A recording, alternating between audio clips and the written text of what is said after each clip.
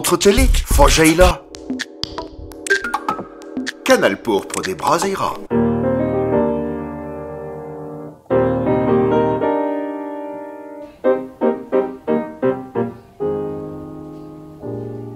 Sarah, salut. Salut. La mauvaise herbe, c'est toi?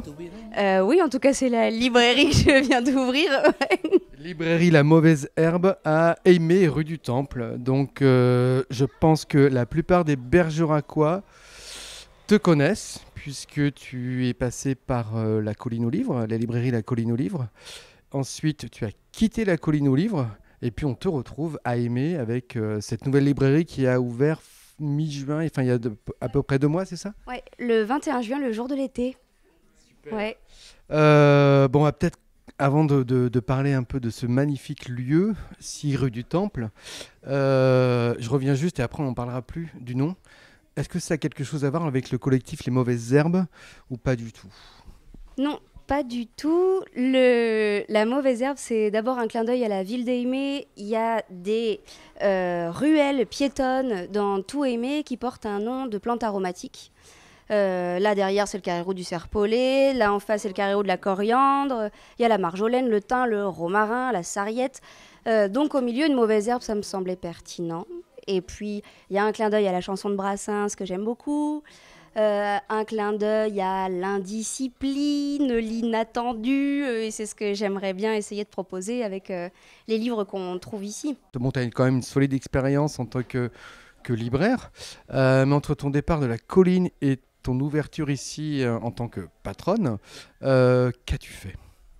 J'ai travaillé à la librairie Montaigne, à Bergerac aussi.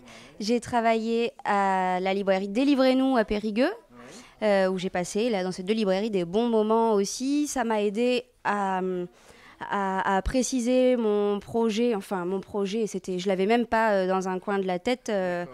Ça a été un peu décidé un peu du jour au lendemain, confirmé. Et puis voilà, ces expériences complémentaires de la Colline aux Livres où j'ai fait mes classes m'ont permis d'avoir une idée encore, ou une vision plus large du métier de libraire. Ouais, ouais.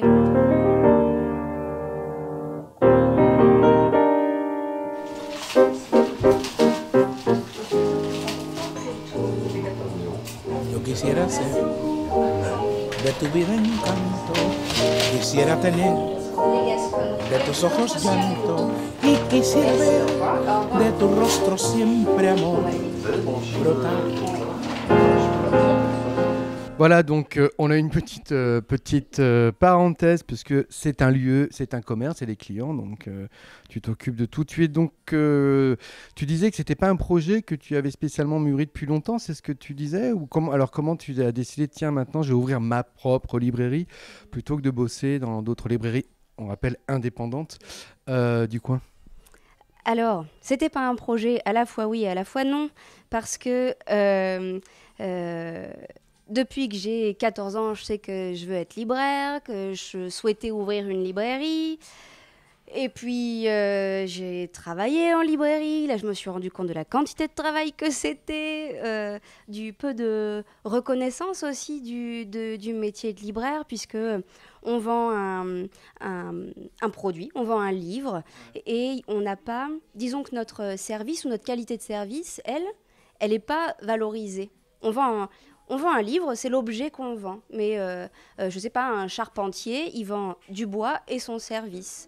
Nous, c'est comme si on vendait que du bois. Ouais, mais quand même, tu donnes des conseils, les gens viennent te dire merci pour le conseil, c'était super. Oui, bien sûr. Là, je parle de reconnaissance financière aussi, de la qualité de vie que ça peut offrir. C'est un travail qui est très chronophage. Quand on est passionné, on se donne beaucoup. Et puis, on n'a pas de temps ni d'argent pour faire beaucoup d'autres choses. Mais bon, ça, c'est une réflexion très terre à terre, mais voilà, ça fait partie aussi des enjeux de cette décision. Et donc, je m'étais dit, en fait, j'ouvrirai jamais ma librairie. Je pense que finalement, c'est pas une très bonne idée. Non pas que mes objectifs soient de gagner beaucoup d'argent dans la vie, mais de vivre correctement, quoi. Et puis en fait, voilà, j'ai après la Colline aux Livres, j'ai travaillé dans d'autres librairies, mais aussi dans d'autres domaines. Je me suis essayée à d'autres choses. Je me suis rendu compte que ma place, elle était vraiment au milieu des livres et des lecteurs. Et je me suis dit, puisque je trouve pas tout à fait ma place en tant que salariée dans les librairies qu'on me propose, c'est parti, j'ouvre la mienne.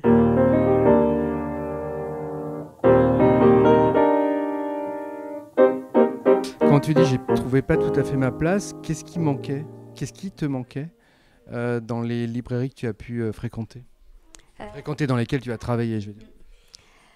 Je crois que au bout de 10 ans d'expérience, on a un avis. En tout cas, moi j'en avais un.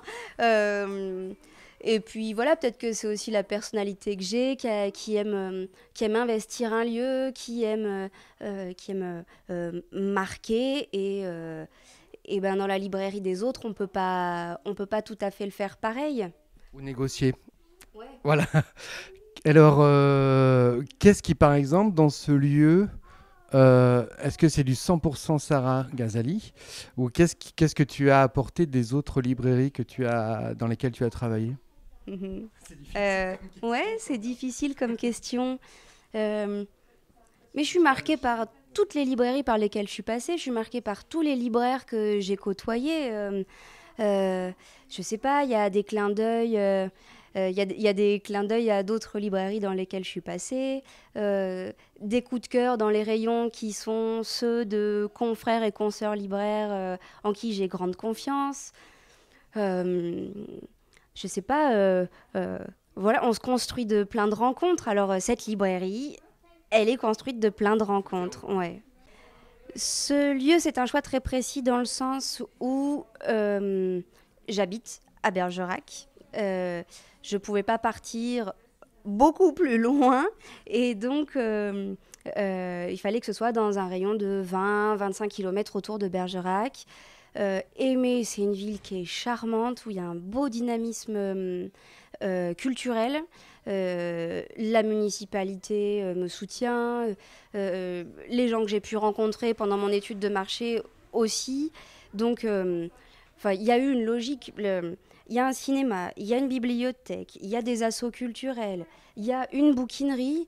En fait, il manquait plus qu'une librairie pour compléter l'offre culturelle ici à Aimé. C'est une ville de 3000 habitants environ. C'est plus qu'Issy-Jacques, par exemple, qu'aurait pu aussi être une ville sympa dans laquelle ouvrir, mais Issy-Jacques, c'est 600 habitants. Là, il y a une vie toute l'année. Des commerces, là, rue du Temple, on est dans la rue commerçante, il y a un cordonnier, un fleuriste, une épicerie, un barbeur, des vendeurs de fringues, de chaussures. Il y a une vraie vie et des vrais commerces de proximité.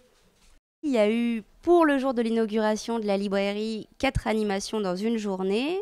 Il y a eu dédicace BD avec Camille Lavaux-Benito pour sa BD La vie souterraine qui avait été primée à Angoulême. Il y a eu des lectures de contes pour enfants, parce que j'aime beaucoup conter pour les enfants. Il y avait des lectures à haute voix avec un accompagnement musical par Mathilde Bache, Claude Fausse et Étienne Roux. Et enfin, un concert d'électro-batucadi de Étienne Roux en fin de journée. Grosse ambiance, c'était très sympa. Il y avait du monde, c'était vraiment chouette. Et puis là, depuis, il y a eu encore des lectures de contes pour enfants. Ça, je projette de le faire une fois par mois dans la librairie. D'accord. Il y a le 29 septembre, je reçois Floréal Romero sur le thème de l'écologie sociale et libertaire ici à Aimé. Il y aura une rencontre avec Stéphane Nicolet pour son nouvel album qui s'appelle Une histoire trop trop mignonne. Une rencontre avec Patrick Marty pour le dernier tome de Couchy. Il y a des rencontres BD qui sont prévues, des rencontres littérature, des concerts. Ok, écoute Sarah, il ne reste plus. Et oui, il y a Nassima qui est derrière la caméra qui dit il y a même du pain. C'est vrai? C'est quoi cette histoire de pain? Oui, il y a du pain et des bouquins à la mauvaise herbe. Il manque plus que le vin. Peut-être. Cécile, qui est une ancienne collègue de la Colline aux Livres, donc une ancienne libraire, elle s'est reconvertie dans la boulangerie. Elle fabrique elle-même son pain au levain avec des farines bio et locales qu'elle pétrit à la main et qu'elle cuit au four à bois. Et elle vient tous les jeudis matins, le jour du marché, vendre son pain ici à la librairie. Donc on est très contente de se retrouver. Les gens sont ravis et un peu interloqués de trouver du pain et des livres dans ce lieu-là. Et puis tous les vendredis soirs, les gens peuvent aussi faire des réservations et la librairie fait des pots de pain. Ok, pain et bouquins, c'est super. Il ne reste plus qu'à aller découvrir la mauvaise herbe à Aimé rue du Temple. Très sympathique librairie. Sarah, merci beaucoup. Bonne continuation et bravo Nassima, tu as raison. Derrière la caméra, très vite. Et puis tu nous tiendras au courant quand il y aura des animations. Merci à toi. Merci.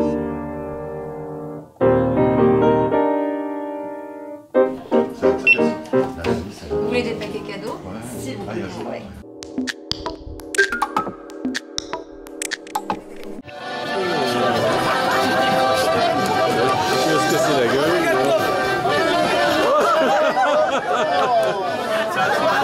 Autre télé, Fojaila. Canal pourpre des Brazzeiras.